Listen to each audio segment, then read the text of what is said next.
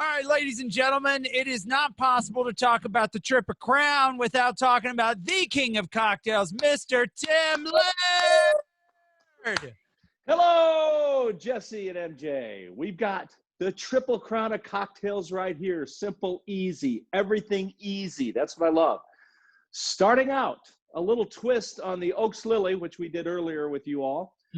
This is my sparkling lily. Very simple. Big wine glass, 3 ounces of cranberry juice, ounce of lemonade, and then about a half ounce of triple sec, which is an orange liqueur, and then top that off with Korbel. Oh, here we go.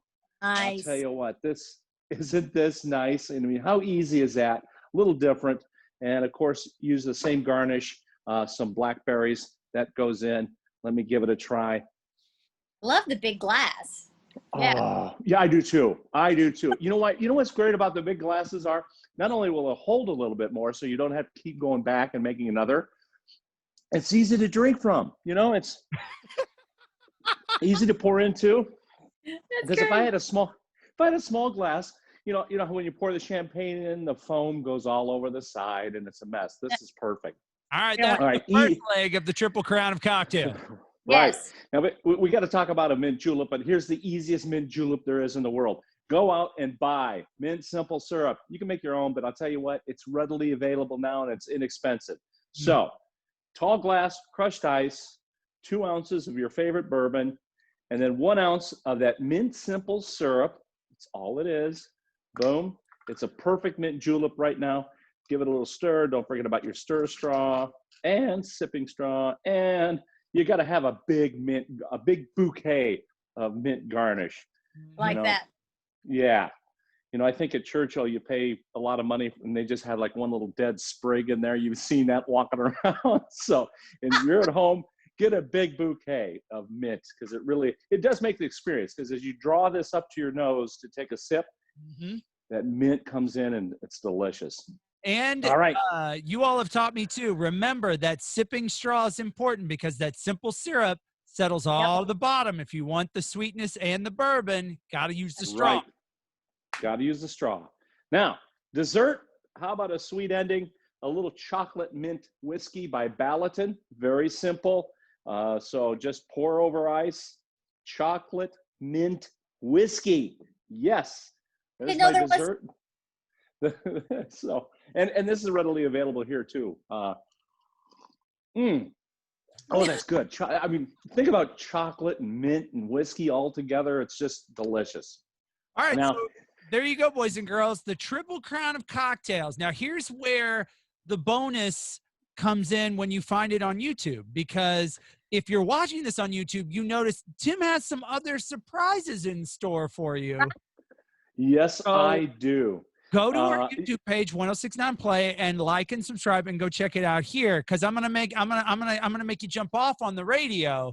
But for those of us watching on YouTube, Tim's got more. Yes, we do. But wait, there's more. So anyway, I've got some great derby ideas. Actually, if you're having an event at home or whatever it is, I like things very simple, easy, and self-serve individually.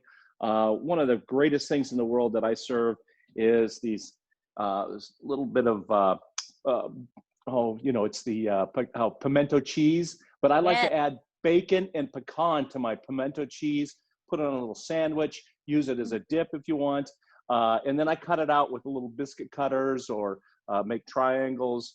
And then of course Benedictine is a staple here, invented by a caterer right here in Kentucky.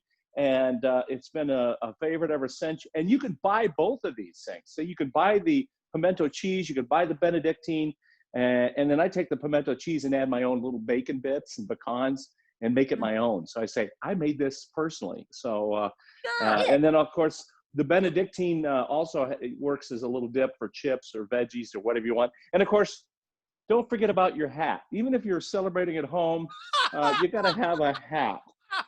So Perfect. it's matching, you know? So there it is. Whether it's derby or any occasion, you can always bring the Triple Crown of easy cocktails and food to your party. You know, I gotta say, Tim, normally I wouldn't say black is a good color for a derby outfit or derby hat, but it's 2020, so I mean, I think That's right. appropriate It's color. actually perfect. Yes, it is. Oh, and for those of us that have thrown on the extra quarantine weight, black is very slimming too, so it's very nice. It's slimming, absolutely. So that's a good thing. I love that. Those are great. Yeah, half of those So dips are salad, so you're good. That's right. Very healthy. Very healthy. Good for you. I don't think I've ever had Benedictine. What is Benedictine? It's really, what gives it the green color is cucumber. So it's like a light cucumber dip, so to speak. And it's very easy. Cream cheese, a little bit of that, a little bit of shavings from cucumber. So it has a hint. So it's refreshing because you have that cucumber. And again, you don't have to make it because now every store is carrying it already made, which I believe in a lot of shortcuts when entertaining. Make it easy. Make it fun. Make it you. Yeah. Exactly. I noticed you also have your Bourbon Country Cookbook, which is an awesome resource for entertaining this time of year. Well, I say this time of year, any time of year, but the Derby time of year, whenever that is. It really is. And it's got great recipes. Actually, recipes, if you do want to make the bacon pecan pimento cheese and the Benedictine, it's in there. Plus many, many more. And some cocktails and fun stories.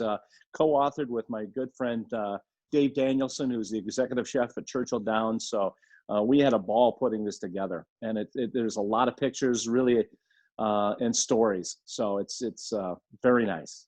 Oh, that's awesome. Now, is he gonna have to work on Derby since or is he just gonna have to cook less for Derby this year?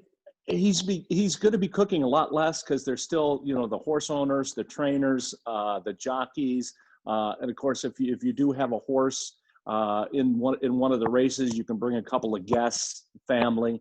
So there'll be some people there. Certainly not the 160,000. Cut way back from that.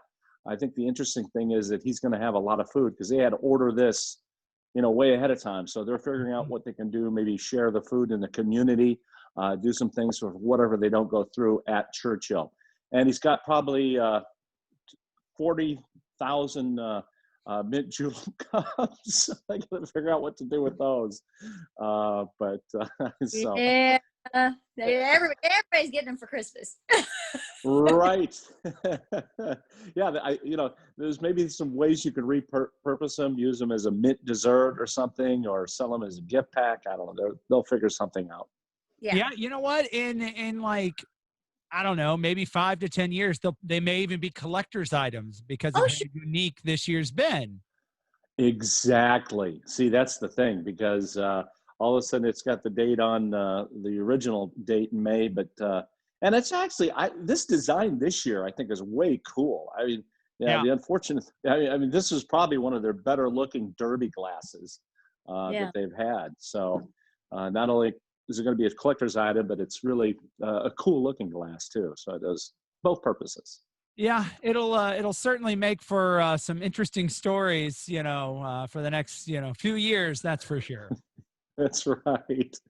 Exactly. So, and one positive about having Derby over Labor Day weekend is we finally get that Monday off after Derby we've been begging for. That is, that's brilliant. That is brilliant.